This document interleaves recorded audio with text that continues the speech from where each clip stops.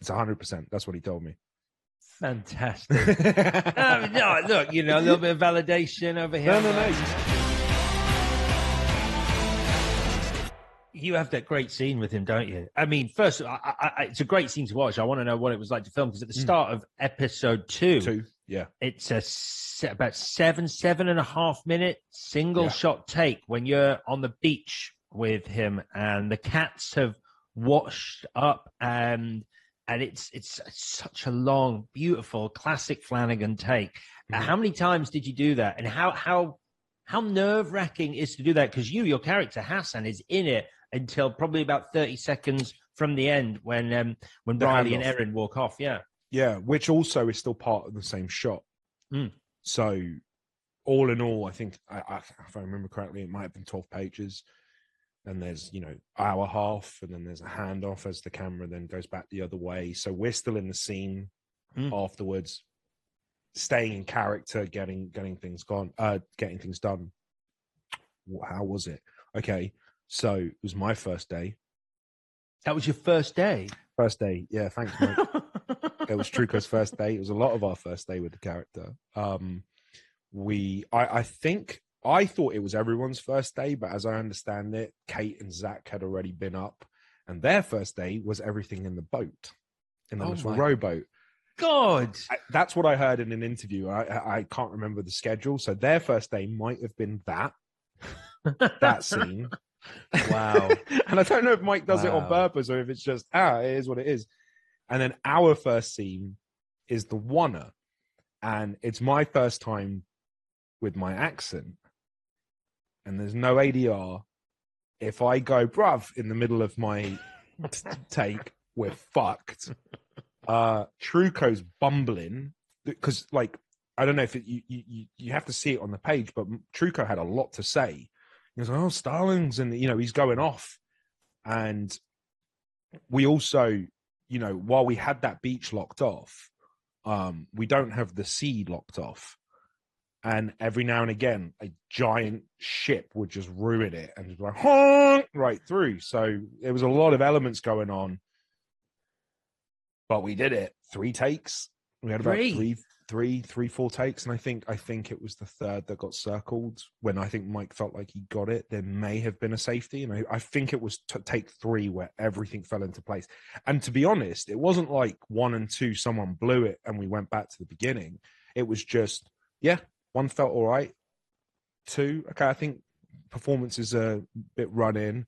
Nailed it on 3. Let's get 1 for safety. Oh, we shouldn't have done the 1 for safety. That wasn't as good as the third. And then we were done. But it was one of the scariest things I've ever done. I was going to say, because, the pressure, hitting your marks, knowing your lines. I mean, obviously that's your job, but not necessarily for, nearly 10 minutes in one go. Yeah.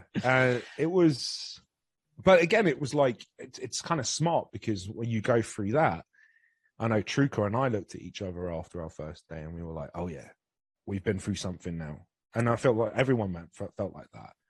And it was the first one in the can because we were shut down by COVID. So when we got our table read was Wednesday, March 11th. And then we all got the text on Friday, March 13th. Go home. This production shutting down for 2 weeks. But on that Friday, so if that was Friday, March 13th, on Monday was the beach scene. So that's where we were going to go. It took till August to get back to the beach. So once that was in the can, it was like, all right, we're back. We're doing this. So it was it definitely kind of like raised everyone's kind of morale. I mean, look, I find Jaws references where there aren't any, but I got major Jaws references from that. To me, you're Chief Brody in that scene because, That's what Mike said. Oh, really? It's intentional. Yeah, Chief Brody. Yeah, it's absolutely that with the mayor. It's 100%. That's what he told me. Fantastic. No, look, a little bit of validation over here. No, you nailed it, Chief Brody. Absolutely. Yeah, because it's you know it's that this could have been a boating accident. You know, it could be she could have been chopped up by a propeller. It's just you know it's it's Baby Sharks, our version. It could have been Baby Sharks. You know, maybe we got Baby Sharks. Oh, lovely. And just because stuff like this fascinates me, what were the cats made of? Like those dead cats? Were they like? Know. Oh, do I not? No. It was all prosthetics. There was like I believe all the cats were half cats. So they only made one half and buried it in the sand. Right. Because the gulls are eating them. The gulls are actually eating them. You can see the gulls in the background eating them. So which are CGI. Are they? Oh, there was no gulls on the day. I air kicked nothing. Yeah. I forget there was no gulls when I watched the scene. I was like, because it was dead quiet. It was just the sound of the ocean that day and us talking. It was a very calm, quiet day. And then when you hear it, it's like, but the hero cat, which I pick up, it was a full, like, it was quite heavy as well, but that was a full one. Okay. Listen, also, Chief Brody's from New York. Yeah. Oh, of course. Yeah. There was a lot. It was a little homage. That's Mike's thing, was the Jaws stuff, and my stuff was Joel from The Last of Us. So that was the fusion. But yeah, there's a lot of Chief Brody stuff there. Because it is, I mean, there is that connection, you know, Chief Brody. I mean, like, and he wasn't an Islander, and no one would take him seriously. And you know, the meeting in Jaws, the PTA meeting in this. Oh, that's good. That's good to know that I wasn't just. Because sometimes I see Jaws where Jaws is not. No. That's Mike's favorite film. There's all sorts there. That's cool. Hello, Alex here. Thank you for watching this video. I hope you enjoyed it. If you want to get in touch with us at all, for any reason, you can find us on Twitter and Instagram at JTFpod. And don't forget to subscribe to the full audio podcast on Apple, Spotify, or wherever you get your pods.